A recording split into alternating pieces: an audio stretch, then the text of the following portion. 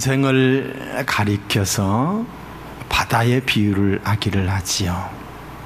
인생 고해라, 이런 말을 하지요. 바다가 얼마나 낭만적인지요. 바다가 얼마나 낭만적인지 몰라요. 끝없는 수평선, 그리고 노을진 석양, 아침 안개 묻어나는 아침바다, 얼마나 멋있는지 몰라요. 그런 바다가 화를 내면은, 고요하던 그런 바다가 화를 내면은 걷잡을 수 없어요. 불가항력적이에요. 무서울 정도예요. 인생이 그렇다는 거예요. 유명한 정신과 의사이자 작가인 스카펙이라고 하는 사람은 이런 말을 했습니다. 삶은 문제와 고통의 연속이라고. 그는 이어서 말하기를, 문제와 고난을 피하지 않고, 문제와 고난 앞에 굴하지 않고 맞선다면 더 이상 문제가 되지 않는다라고 말을 했습니다. 저는 두 사람의 이야기를 드리고 싶습니다. 한 사람은 분당 우리 교회의 이찬수 목사님이세요. 이 사람은 개척한 지 얼마 되지 않았는데 굉장한 부흥을 이루고 있는 교회의 목사님이십니다. 그의 아버지 또한 목사님이셨어요. 개척교회 목사님이셨습니다. 교회를 참으로 사랑했던 그런 목사님이셨습니다. 교회를 위해 40일 동안 금식 기도를 하는 과정에 17일 되던 날 하나님의 부르심을 받고 목사님이 세상을 떠납니다. 아버지 목사님이. 그야말로 큰 문제지요. 이보다 더 큰 문제가 어디 있어요? 죽음의 문제, 큰 문제가 생긴 것입니다. 당시 그는 하나님을 이해할 수 없었다라고 했어요. 아버지가 교회를 위해서 금식을 하다가 죽었다는 것이, 금식 기도를 했기 때문에 살아계신 하나님께서 교회를 불릴 듯이 부흥을 시켜줘야 되는데 왜 아버지를 데려가시자는 것이지요. 하나님이 원망스럽다라고 했습니다. 하나님이 한없이 원망스러웠다. 그 당시 가장 이해하기 힘들었던 분은 하나님도 아니요 아버지도 아닌 어머니였다라고 했습니다. 목사인 남편이 그토록 싸늘한 시신이 되어서 돌아왔는데, 보통 사람 같으면은 목사라는 직분에 대해 회의감이 들지 않겠는가, 하나님을 향하여 원망하고 불평할 만도 한데, 그런데 그의 어머니 사모님은 그런 와중 가운데서도 아들에게 말하기를, 너희 아버지는 교회를 사랑하셔서 교회를 위해 금식하는 중에 돌아가셨단다. 하나님께서 너무 빨리 부르셔서 미처 열매를 거두지 못하셨지만은 자식인 내가 아버지의 뒤를 이어서 열매를 거두어야 한다. 아버지의 뒤를 이어 목사가 되라고 하시는 어머니의 말이 견딜 수 없이 싫었다라고 했습니다. 문제를 보는 믿음의 시각, 죽음까지도 믿음으로 해석하는 어머님의 모습, 그 모습 안에서 아들이 큰 열매를 거두게 되는 줄로 믿습니다. 나는 끈질긴 어머니의 기도로 30살에 목회의 길에 들어섰다.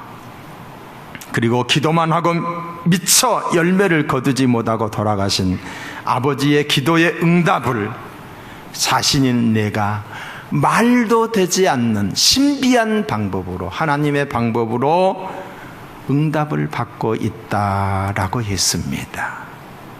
그는 말했습니다. 우리 어머니가 늘 눈물로 부르던 찬양이 있다고. 그 찬양의 가사인즉, 하나님의 은혜로 있을 데 없는 자 왜 구속하여 주는지 난 알 수 없도다. 하나님의 은혜를 아는 자만이 부르는 찬송이에요. 늘 부르셨다라고 했어요. 내가 믿고 의지함은 내 모든 형편 잘 아는 주님, 늘 보호해 주실 것을 확실히 아네. 늘 보호해 줄 것을 확실히 아네라고 늘 찬송을 하였지만은 풍랑은 잠잠하지 않았다. 아버지가 돌아가시고 사택을 비워줘야 하는 상황에서 우리 가정은 길거리로 나앉았다. 죽을 만큼 풍랑은 여전히 거세게 일었다. 하지만 자신의 모든 형편을 잘 아시는 주님이 늘 돌보주실 것을 확실히 아는 어머님의 믿음이 오늘 나를 있게 만들었다. 오직 믿음으로 가난과 죽음의 문제를 이기신 어머님의 모습입니다. 큰 문제가 있었지만 문제가 되지 않았던 것이지요. 오히려 그 문제 때문에 더 큰 축복으로 나아갔던 것입니다. 한 사람을 더 소개하고자 합니다. 지금 제주도지사가 되신 원희룡 집사에 대한 이야기입니다. 그는 말하기를 가난은 고통스럽지만은 축복의 씨앗이 될 수 있다라고 말을 했습니다. 가난은 한없이 고통스럽지만은 축복의 씨앗이 될 수 있었다. 그는 변호사이자 국회의원이며 독실한 크리스찬 집사입니다. 그의 동생이 또한 목회자입니다. 무엇보다도 감격스러운 것은 그가 가난한 벼랑 끝에서 일어선 인물이라는 것입니다. 성경은 이렇게 말합니다. 전도서 7장 14절에 보시면은 형통한 날에는 기뻐하고 공고한 날에는 돌아보아라. 이 두 가지를 하나님이 병행하게 하사 그랬어요. 사랑하는 성도 여러분, 형통한 날에는 하나님께 감사하고 기뻐해야 하며 공고한 날에는 왜 이런 일이 일어났는지 이것을 통해서 하나님이 나에게 무슨 말씀을 하고 계신지를 생각해야 한다는 거예요. 하나님은 환경을 통해서 말하십니다. 사람을 통해서도 말을 하지만 환경을 통해서 우리에게 말씀하고 계시는 거예요. 사람에 따라서 문제와 고난 앞에 어떤 사람은 자포자기합니다. 자학합니다. 절망합니다. 두문불출 사람 만나기를 싫어합니다. 고난을 피해 도망을 합니다. 급기야는 가정이 파괴되고 생을 포기하는 사람들도 있습니다. 어떤 사람은 세상을 원망합니다. 이웃을 원망합니다. 부모를 원망합니다. 하나님을 원망합니다. 그리고 난폭해지며 악담을 합니다. 불평과 원망 속에서 슬픈 인생을 살아가는 사람들도 있습니다. 고난 속에서 말입니다. 그리고 어떤 사람은 방탕합니다. 될 대로 되라. 잊어버리자 술로 마약으로 자기 자신을 학대합니다. 그러나 어떤 사람은 고난을 슬기롭게 대처하여 승리하는 삶을 삽니다. 고난 때문에 살아계신 하나님께 나아감으로 하나님을 만나게 됩니다. 하나님을 경험하게 됩니다.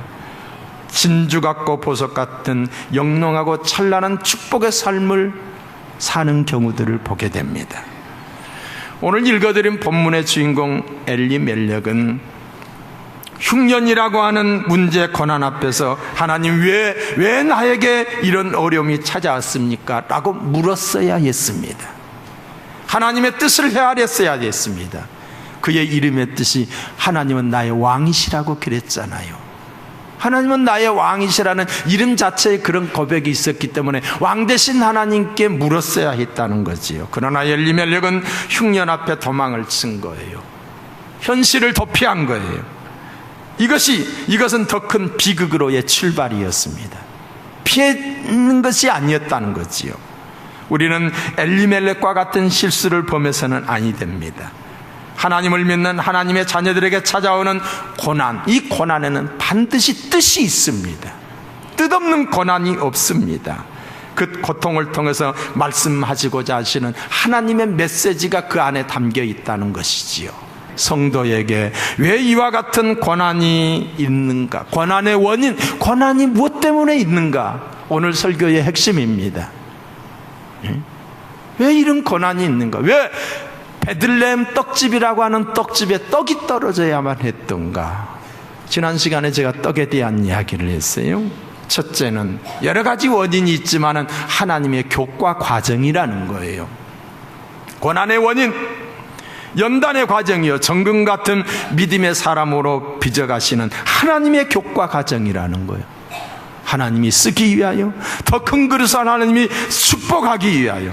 그러므로 다가오는 내 앞에 있는 고난 앞에 원망하고 불평 불만하지 말고 아멘으로 받아들여야 돼. 아멘으로 받아들이며 고난 가운데서도 감사의 조건을 찾아야 감사할 수 있어야 된다는 것입니다. 하나님이 우리에게 허락하시는, 나를 더 쓰기 위한 이 하나님이 허락하시는 이 고난에 우리는 합격하셔야 될 줄로 믿습니다. 그 합격했던 사람이 다윗이었고 모세였고 요셉이었던 것을 보게 돼요. 하나님이 쓰시기 위해서 그들을 연단의 과정을 통과하게 했던 것을 보게 됩니다. 야고보서 1장 2절로 4절에 보시면, 내 형제들아 너희가 여러 가지 시험을 만나거든 온전히 기쁘게 여기라. 이는 너희의 믿음의 시련이 인내를 만들어내는 줄 너희가 알미라. 인내를 온전히 이루라. 이는 너희로 온전하고 구비하여 조금도 부족함이 없게 하려 함이라 라고 말했습니다. 이 얼마나 귀한 교훈입니까? 내가 하나님을 사랑하는 사람이요, 하나님이 그 뜻대로 나를 부르신 사람이라고 우리가 확실히 믿는다면 모든 것이 합력하여 선을 이루실 것을 믿으시며 하나님의 선하심을 원망 없이 받아들이고 하나님의 뜻을 헤아리는 저와 여러분이 되어야 될 줄로 믿습니다. 고난, 하나님이 우리를 더 크게 쓰기 위한 연단의 과정이라는 것, 낮아지게 하기 위해서. 고난 없이 커보세요. 교만해집니다. 한없이 교만해요. 사람들 무시합니다. 하나님 일을 그르칩니다. 하나님이 겸손한 자가 되게 만드는 거예요. 두 번째는 죄 때문입니다. 자, 따라합시다. 죄 때문이다. 예수님이 중풍병자에게 말씀했습니다. 마가복음 2장 5절에 보면은 중풍병자에게 뭐라고 말씀했냐, 내 죄 사함 받았느니라 그랬어요. 그 중풍병자가 일어난 거예요. 이 중풍병자에게 있어서 중풍병의 원인이 뭐였다? 죄였다는 거지요. 죄 때문에 그렇게 된 거예요. 성경은 이렇게 말합니다. 죄의 싹은 사망이라고. 죄의 싹은 사망이라고. 사망에 이르게 하는 수많은 아픔과 여러 가지 문제들, 가정의 문제들, 이런 것들이 뭐 때문이다? 죄 때문이라는 거예요. 죄 때문이다. 응? 자, 베들레헴 떡집의 흉년이 든 원인이 어디에 있는가? 죄 때문입니다. 오늘 1장 1절에 보시면은 사사들이 치리하던 때에 라고 이렇게 말하고 있어요. 이게 답입니다. 왜 흉년이 들었는가? 사사들이 치리하던 때였다는 것이지요. 네? 자, 이때는 한마디로 어떤 시대입니까? 타락의 때예요. 배교의 때예요. 하나님을 인정하지 않고 하나님을 없이 여기고 우상을 섬겼던 타락의 시대에 있습니다. 그 시대를 한마디로 표현한 구절이 사사기 맨 마지막 구절에 보면은 사사기 21장에 보시면은 그때의 이스라엘에 왕이 없으므로 사람이 각기 자기 소견에 옳은 대로 행하였더라 그랬어요. 자기 소견, 자기 생각대로, 자기 마음 내키는 대로 살았어요. 규범이 없었어요. 율례와 법도가 없었어요. 가나안 땅에 들어가기 전에 하나님께서 신명기서에 보면은 그 땅에 들어가서 너희들이 율례와 법도를 따라 너희 하나님을 잘 섬기면 내가 복을 주겠다고 수없이 하나님께서 약속을 했지만은 그들은 어땠어요? 율례와 법도를 따라서 자기 마음대로 살았어요. 자기 좋은 대로 살았어요. 그들은 하나님과 하나님이 행하신 일을 잊어버렸어요. 은혜를 잊어버렸어요. 조상들에게 베풀어 주셨던 그 은혜를 잃어버렸어요. 사사기 2장 10절에 보시면은 그때 그 세대 사람도 다 열조에게로 돌아갔고, 이 말은 조상들이 열조에게로 갔다 죽었다 이 말이에요. 그 위에 일어난 다른 세대는 지금 살고 있는 이 세대, 사사시대의 이 사람들은 어떠했느냐? 여호와를 알지 못하여 여호와께서 이스라엘 위하여 행하신 일도 알지 못하였더라 라고 말하고 있어요. 은혜를 기억하지 않았다는 거예요. 하나님이 하신 것에 대해서 은혜를 잊어버렸다는 거예요. 여호수아가 죽은 뒤 이스라엘 백성들은 하나님을 잃어버리고 가나안의 여러 우상들을 섬기며 자기들의 속견대로 행하는 것을 보시고 하나님께서 다른 족속에게 노략질을 당하게 하시고 지배를 받게 하셨습니다. 왜 적과 꿀이 흐르는 약속의 땅에 왜 흉년이 들었는가? 그것은 하나님의 뜻을 따라 살지 않고 자기 마음대로 사는 이스라엘 백성을 징계하게 한 하나님의 역사였습니다. 징계가 없으면 사생아라고 그랬잖아요. 잘못되어 가는데도 부모로서 아무 말도 하지만 그거 부모가 아닙니다. 사랑하기 때문에 하나님이 징계한 거예요.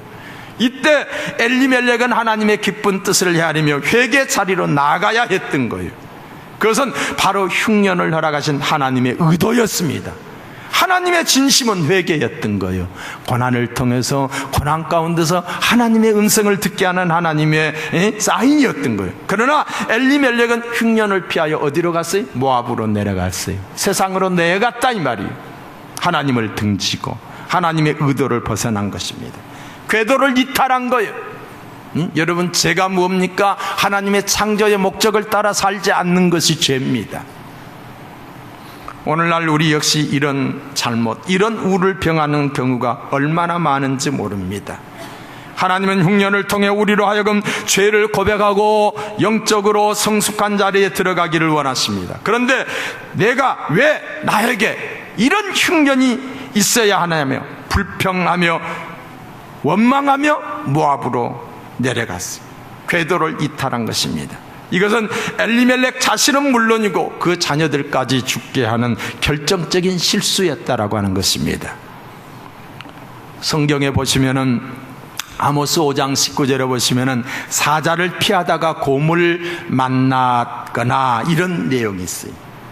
사자를 피하다가 곰을 만나다, 작은 십자가를 피하다가 큰 십자가를 질 수 있습니다. 비록 약속의 땅 베들레헴에 흉년이 들었으나 그 흉년을 피하여 모압으로 가서는 안 되는 것이었습니다. 그는 흉년 가운데서도 인도하시는 하나님의 도움을 구해야 했어요. 자신을 돌아보며 회개했어야 되는 거예요. 그러지 않았다는 것이지요. 사랑하는 성도 여러분, 인생의 고난 앞에 두 길이 있음을 성경은 말해주고 있습니다. 시편 11편 1절에 보면은 내가 여호와께 피하였거늘, 이것이 한 길이에요. 하나님께 피하는 길. 너희가 내 영혼에게 새같이 내 산으로 도망하라 하면 어쩌인가? 이게 두 번째 길이에요. 내 방법대로 도망하는 거예요. 다윗은 고난 앞에 여호와께 피했습니다. 환난 날에 나를 부르라, 내가 너를 건지리니 내가 나를 영화롭게 하리라고 했어요. 시편 121편에 보면은 내가 산을 향하여 눈을 들리라, 나의 도움이 어디서 올꼬? 나의 도움이 천지를 지으신 여호와께서라고 했습니다. 우리 성도들의 피난처는 하나님이십니다. 어떤 고난과 시험, 슬픔을 당할 때에도 눈을 들어 하나님을 바라보며 모든 시험과 어려움, 마귀의 유혹을 이길 수 있는 힘을 하나님을 바라보면 얻게 되는 줄로 믿습니다. 사람 바라보면 안 된다는 거예요. 세상 사람들이 권하는 걸로서 새처럼 빨리 도망가라는 거예요. 현실을 도피하는 거. 다윗은 고난 앞에 자기 산으로 도망가지 않고 여호와 하나님께 피했다라고 고백하고 있습니다. 엘리멜렉은 바로 이 부분에서 실패를 한 거예요. 그런 자기 방식대로 잘 살아보겠다라고 모압으로 내려간 겁니다. 그러나 그런 자기 자신은 물론이고 아니와 자녀들까지 짓는 가문의 몰락을 가져오고 말았다는 것입니다. 자, 그런데 놀라운 사실은 그럼에도 룻기는 비극으로 끝나지 않는다는 것. 여기서 죽었다라고 이렇게 끝났다면 비극이지만은 비극으로 끝나지 않는, 여기에 하나님의 은혜가 있다는 거예요. 하나님의 은혜가 되는 것은 도로에 널브러진 지렁이 같은 존재로 덜락해버리고 실패한 엘리멜렉이지만은 하나님께서는 그 가정을 위해 다른 축복을 예비하고 있었다는 거예요. 실패하고 몰락한 그 인생을 통해 하나님이 어떻게 일하셨는지 하나님의 역사와 은혜는 우리의 상상을 초월합니다. 여러분, 이미 언급한 것처럼 룻기서는 사사시대를 배경으로 하고 있기 때문에 사사기와 룻기를 함께 봐야만이 그 전체가 이해가 되는 거예요. 성경 순서로 보면 사사기 다음에 룻기가 나오잖아요. 같은 동시대예요. 사사기가 그 악한 시대에 이스라엘 사회를 조명한 것이라고 한다면은 룻기는 그 시대를 살아가는 한 가정을 조명해서 쓰고 있는 거예요. 예? 사사기에는 문제 제기로 끝이 납니다. 사사기 마지막을 보면은. 근데 룻기는 문제 제기에 대한, 사사기에서 문제 제기로 끝난 사사기의 문제에 대한 대답으로 끝나는 것을 보게 됩니다. 사사기 마지막 절을 보면 이렇게 나와 있어요. 그때에 이스라엘에 왕이 없으므로 사람이 각기 자기의 소견대로, 소견에 옳은 대로 행하였더라 라고. 사람들이 왕이 없어 자기 좋은 대로 행하는 이 시대를 어떻게 할 것인가 하는 문제 제기를 하면서 사사기가 끝을 맺습니다. 반면에 룻기는 이렇게 끝이 납니다. 살몬은 보아스를 낳았고, 보아스는 오벳을 낳았고, 오벳은 이새를 낳고, 이새는 다윗을 낳았더라 라고 말해주고 있어요. 사사기에서 제기한 문제가 무엇입니까? 왕이 없다는 것이지요. 왕이 없다는 거예요. 왕이신 하나님의 통치를 거절한 것입니다. 왕이 없어서 혼미해진 시대입니다. 그래서 어찌할꼬 탄식하며 묻는 사사의 물음에 하나님이 룻기서를 통해서 답을 주시는 거예요. 다윗을 낳았더라 그랬어요. 다윗이 누구예요? 왕 중에 왕이잖아요. 룻기는 1차적으로 이스라엘 백성들이 대망하는 다윗이라는 위대한 왕을 준비해 두셨음을 설명해주고 보여주고 있는 거예요. 그리고 2차적으로는 한 걸음 더 나가서는 우리의 진정한 이 땅의 왕이 되시는 만왕의 왕 예수 그리스도께서 이 땅에 도래할 것을 계시해 주고 있는 것입니다.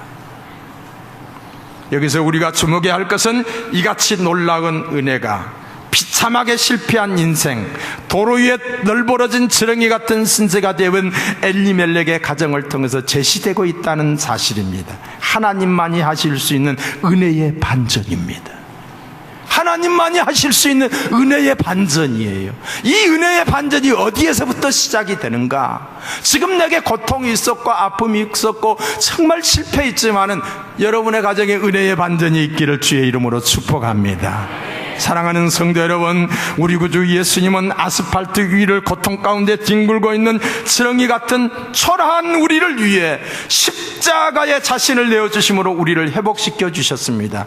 큰 사랑이요 큰 은혜가 아닐 수 없습니다. 이사야 41장에 보시면은 지렁이 같은 야곱아, 너의 이스라엘 사람들아, 지렁이 같은 저와 여러분 한번 이름을 대보세요. 두려워 말라, 나 여호와가 말하노니 내가 너를 도울 것이라. 내 구속자는 이스라엘의 거룩한 자니라고 말해주고 있어요. 하나님은 이스라엘을 향해 지렁이 같은 야곱이라고 부르십니다. 타락과 탈선으로 말미암아 바벨론 포로로 끌려가는 비참한 역사가 예고되고 있는 인생들 앞에서 그들이 회복되기를 바라시며 안타까이 부르시는 하나님의 음성이에요. 사랑하는 성도 여러분, 문제가 있고 아픔이 실패가 있습니까? 문제 위에 아픔 위에 하나님의 은혜가 있기를 축복합니다. 룻기의 시작이 절망적인 엘레멜렉의 가문으로 시작했다라고 하면은, 시작했지만은 다윗의 가문으로 계보가 이어지는 것처럼 우리 모두의 가정에도 하나님의 은혜가 넘치기를 축원합니다. 지렁이 같은 우리 인생을 구원하신 하나님의 은혜가 감사와 감격이 회복되어, 하나님의 은혜에 감사와 감격이 회복되어지는 축복이 우리 모두 가운데, 저와 여러분 가운데 있어지기를 축원합니다. 축원합니다. 축원합니다.